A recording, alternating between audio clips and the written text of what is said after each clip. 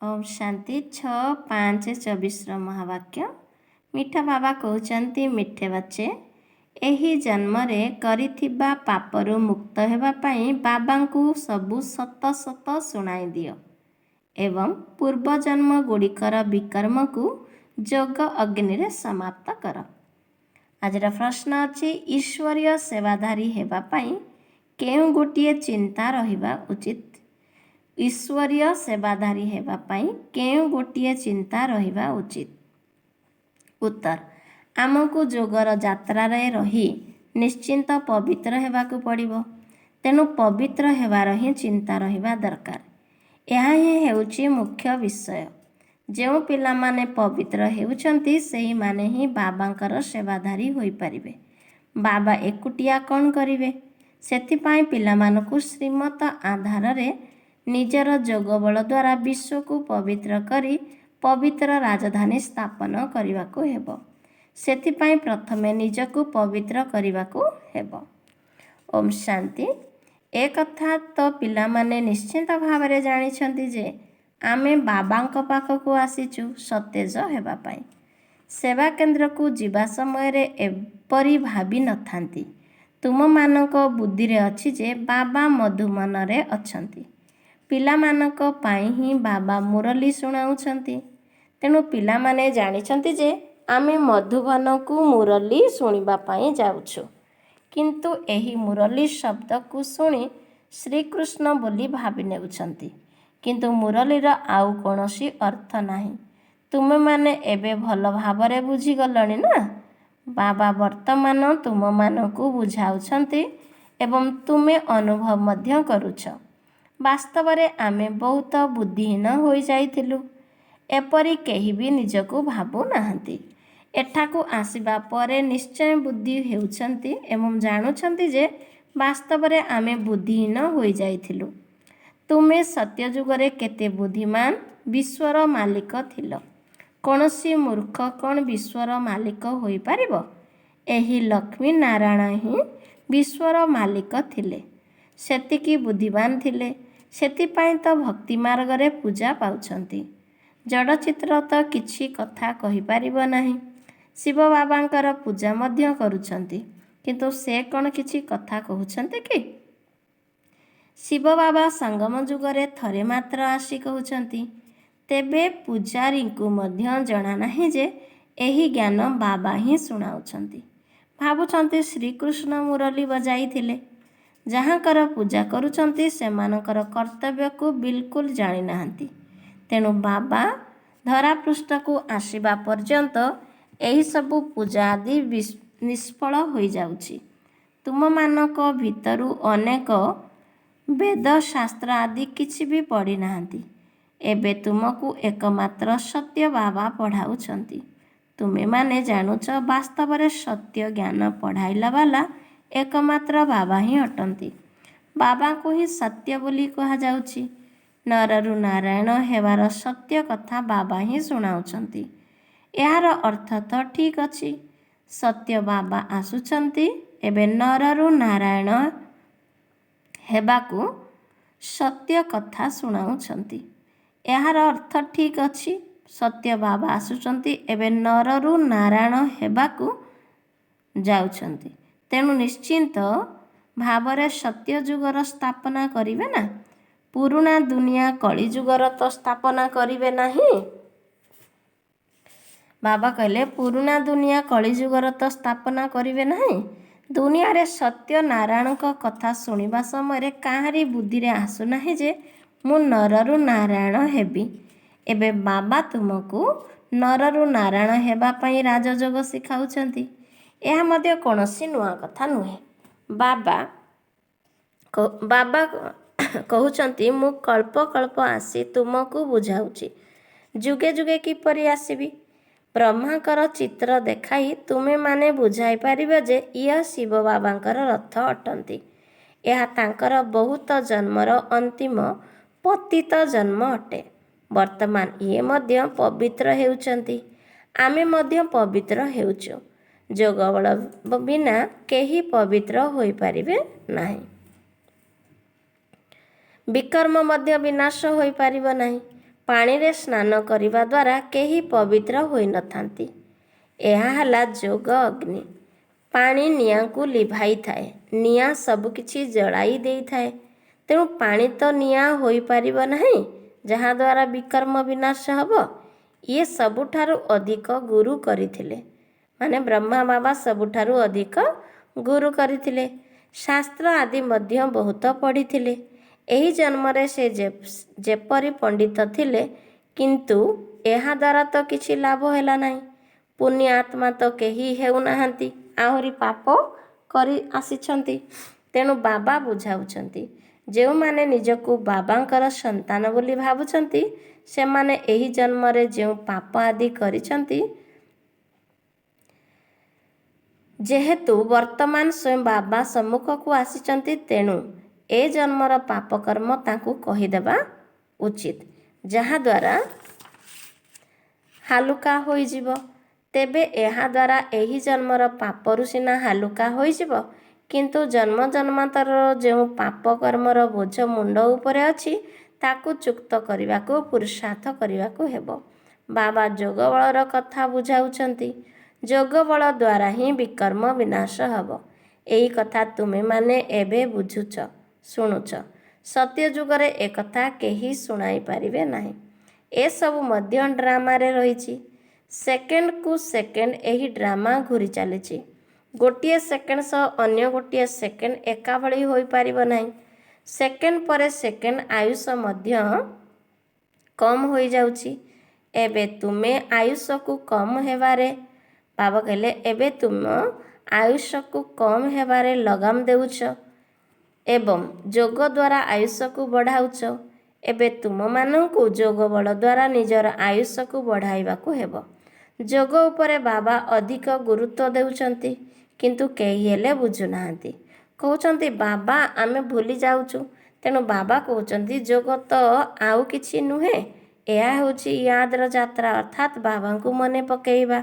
ବାବାଙ୍କୁ ସ୍ମରଣ କରି କରି ପାପ କଟିଯିବ, ଅନ୍ତିମ ମତି ଅନୁସାରେ ଗତି ହୋଇଯିବ।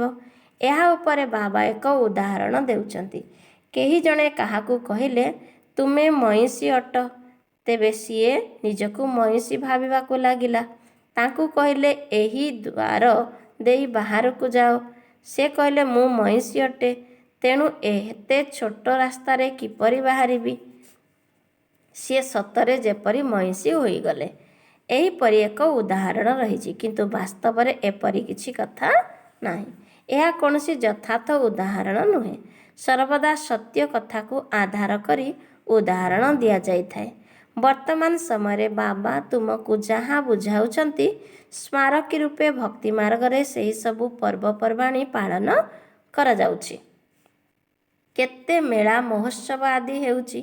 ଏହି ସମୟରେ ଯାହା କିଛି ହେଉଛି, ଭକ୍ତି ମାର୍ଗରେ ସେସବୁ ଉତ୍ସବ ରୂପେ ପାଳିତ ହେଉଛି। ତୁମେ ଏଠାରେ କେତେ ସ୍ୱଚ୍ଛ ହେଉଛ। ମେଳା ମହୋତ୍ସବରେ କେତେ ମଇଳା ହୋଇଥାନ୍ତି, ଶରୀରରେ ମାଟି ବୋଳି ହୋଇଥାନ୍ତି। ଭାବୁଛନ୍ତି ଏପରି କଲେ ପାପ କଟିଯିବ। ବାବା ନିଜେ ଏସବୁ କରିଛନ୍ତି। ନାସିକରେ ପାଣି ବହୁତ ଅପରିଷ୍କାର ହୋଇଥାଏ। ସେଠାରେ ଯାଇ ମାଟି ବୋଳି ହୋଇଥାନ୍ତି। ଭାବନ୍ତି ଏହାଦ୍ୱାରା ପାପ ବିନାଶ ହୋଇଯିବ। ପୁଣି ସେହି ମାଟିକୁ ସଫା କରିବା ପାଇଁ ମଧ୍ୟ ପାଣି ଆଣିଥାନ୍ତି। ବିଦେଶକୁ କୌଣସି ବଡ଼ ମହାରାଜ ଆଦି ଗଲେ ଗଙ୍ଗା ଜଳର ମାଠିଆ ସେଥିରେ ନିଅନ୍ତି। ପୁଣି ଷ୍ଟିମରରେ ସେହି ପାଣି ପିଇଥାନ୍ତି। ପୂର୍ବରୁ ତ ଉଡ଼ାଜାହାଜ, ମୋଟର ଗାଡ଼ି ଆଦି ନଥିଲା। 100ରୁ 150 ବର୍ଷ ମଧ୍ୟରେ କ'ଣ କ'ଣ ସବୁ ହୋଇଗଲାଣି। ସତ୍ୟଯୁଗ ଆରମ୍ଭରେ ଏହି ବିଜ୍ଞାନ ଆଦି କାମରେ ଆସିଥାଏ। ସେଠାରେ ତ ମହଲ ଆଦି ତିଆରି କରିବାରେ ବିଳମ୍ବ ହୋଇନଥାଏ। ଏବେ ତୁମର ବୁଦ୍ଧି ପାରସ ବୁଦ୍ଧି ହେଉଛି, ତେଣୁ ସବୁ କାମ ସହଜରେ କରିନେଉଛ। ଯେପରି ଏଠାରେ ମାଟିର ଇଟା ତିଆରି ହେଉଛି, ସେହିପରି ସେଠାରେ ସୁନାର ଇଟା ହେବ। ଏ ସମ୍ବନ୍ଧରେ ମାୟା ମଚ୍ଛନ୍ଦର ଖେଳ ମଧ୍ୟ ଦର୍ଶାଇଛନ୍ତି। ଏହା ସେମାନେ କେବଳ ଲୋକମାନଙ୍କୁ ଦେଖାଇବା ପାଇଁ ନାଟକ ତିଆରି କରିଛନ୍ତି। ବାସ୍ତବରେ ସ୍ୱର୍ଗରେ ସୁନାର ଇଟା ରହିବ। ସେଥିପାଇଁ ସତ୍ୟଯୁଗକୁ ସୁବର୍ଣ୍ଣ ଦୁନିଆ ବୋଲି କୁହାଯାଉଛି। ଏହି କଳିଯୁଗକୁ ଲୌହ ଦୁନିଆ କୁହାଯାଉଛି। ସ୍ୱର୍ଗକୁ ତ ସମସ୍ତେ ମନେ ପକାଉଛନ୍ତି, ତାହାର ଚିତ୍ର ମଧ୍ୟ ରହିଛି।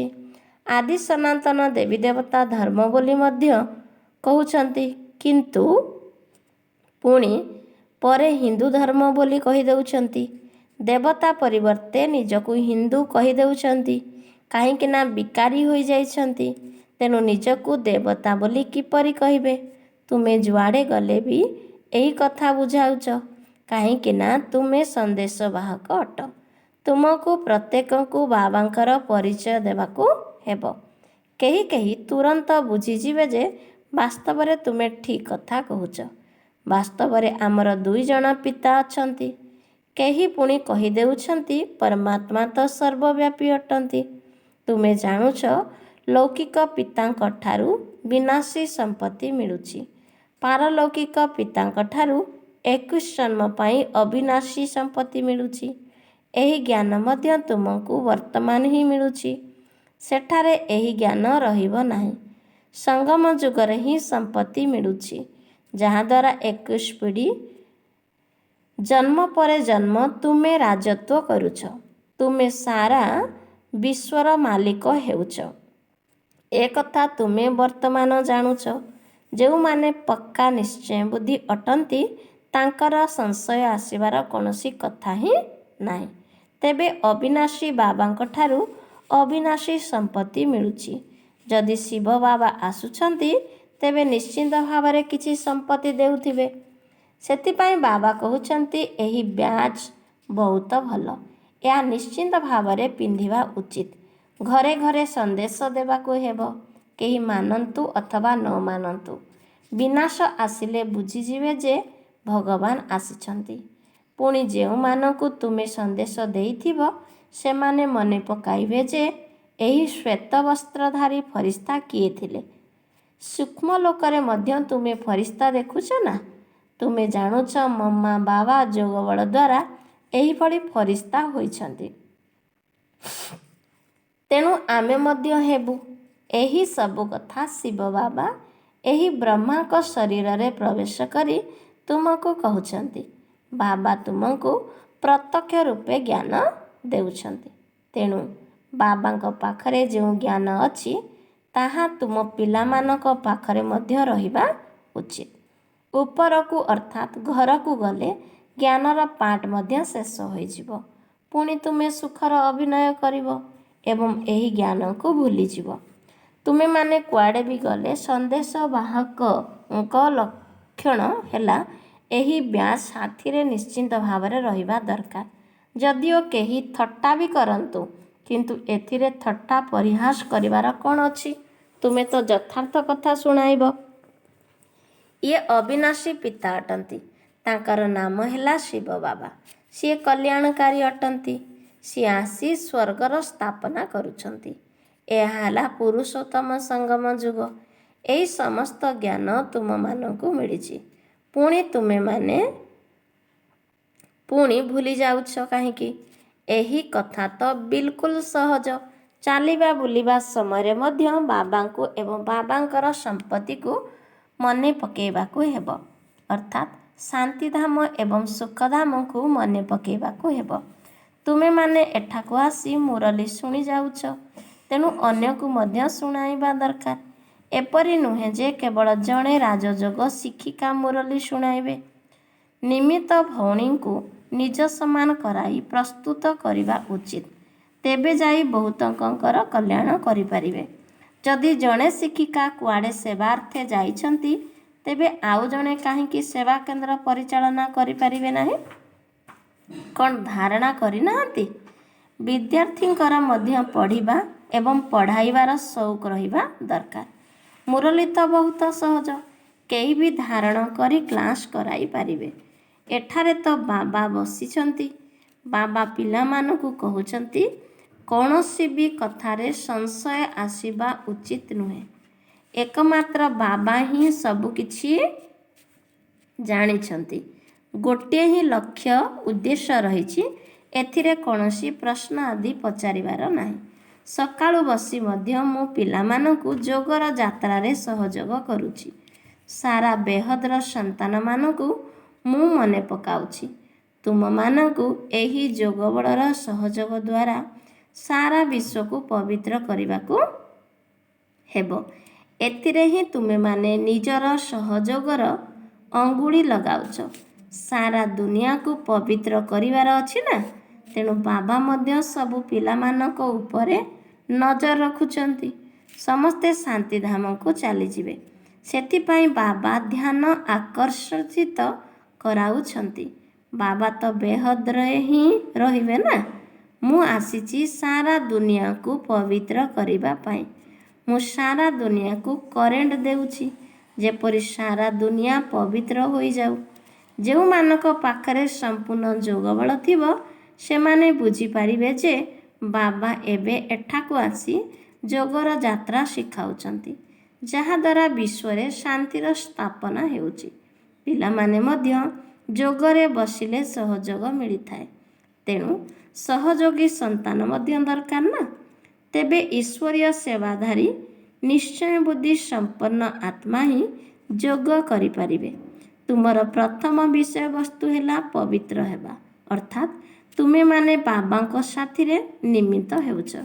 ବାବାଙ୍କୁ ଡାକୁଛନ୍ତି, ହେ ପତିତ ପାବନ ଆସ।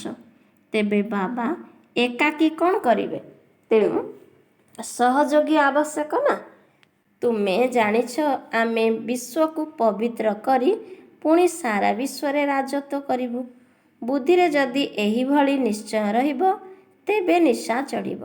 ତୁମେ ଜାଣିଛ ଆମେ ବାବାଙ୍କର ଶ୍ରୀମତ ଆଧାରରେ ନିଜର ଯୋଗବଳ ଦ୍ୱାରା ନିଜ ପାଇଁ ରାଜଧାନୀ ସ୍ଥାପନ କରୁଛୁ। ଏହି ନିଶା ରହିବା ଦରକାର।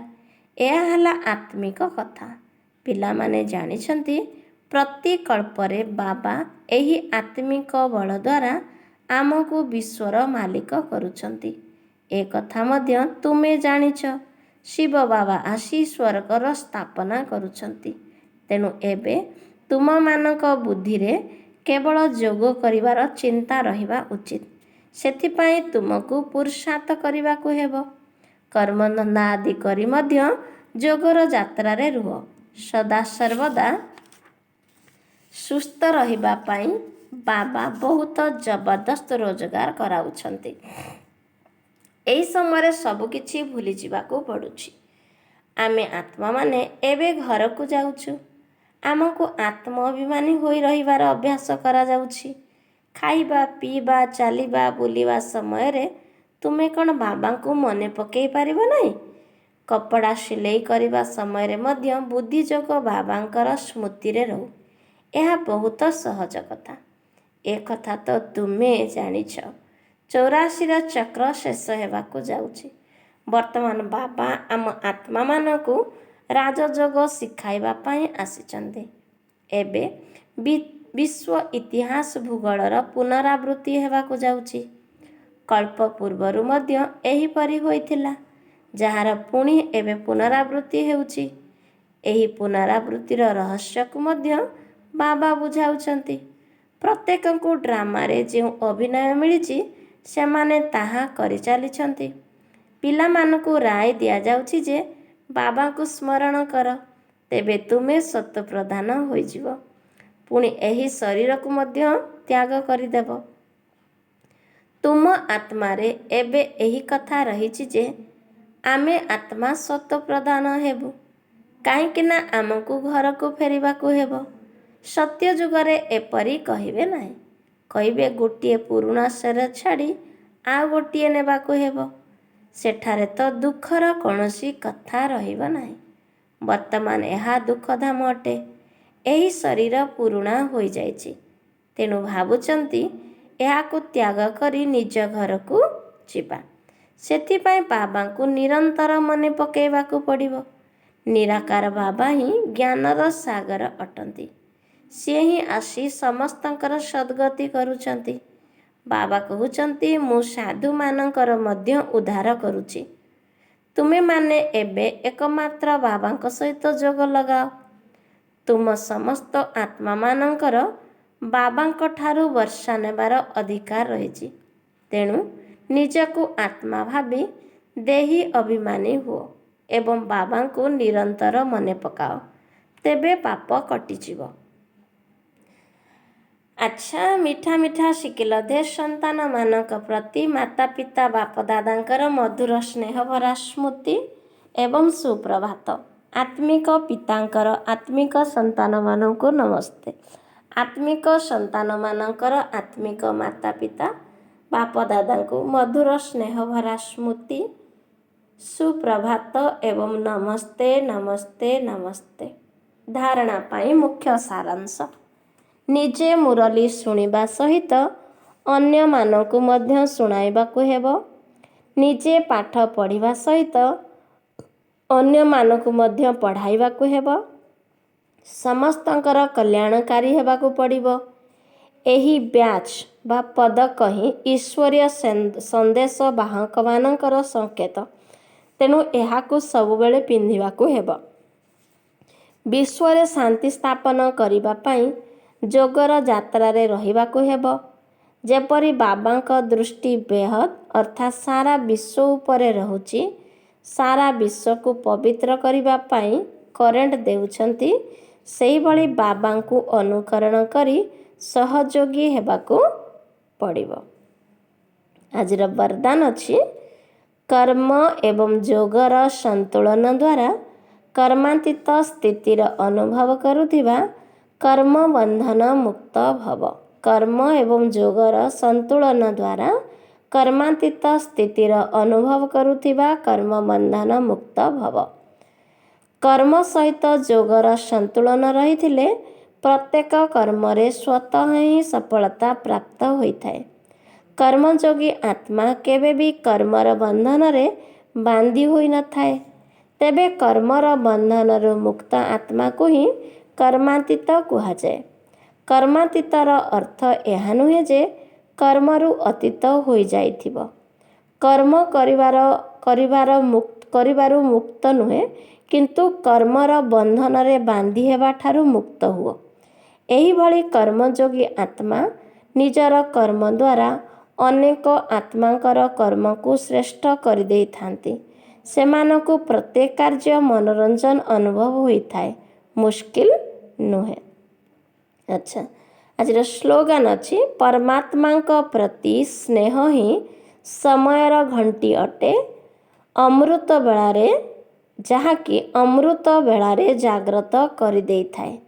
ସ୍ଲୋଗାନ ହେଲା, ପରମାତ୍ମାଙ୍କ ପ୍ରତି ସ୍ନେହ ହିଁ ସମୟର ଘଣ୍ଟି ଅଟେ, ଯାହାକି ଅମୃତ ବେଳାରେ ଜାଗ୍ରତ କରିଦେଇଥାଏ। ଆଚ୍ଛା, ଓମ୍ ଶାନ୍ତି।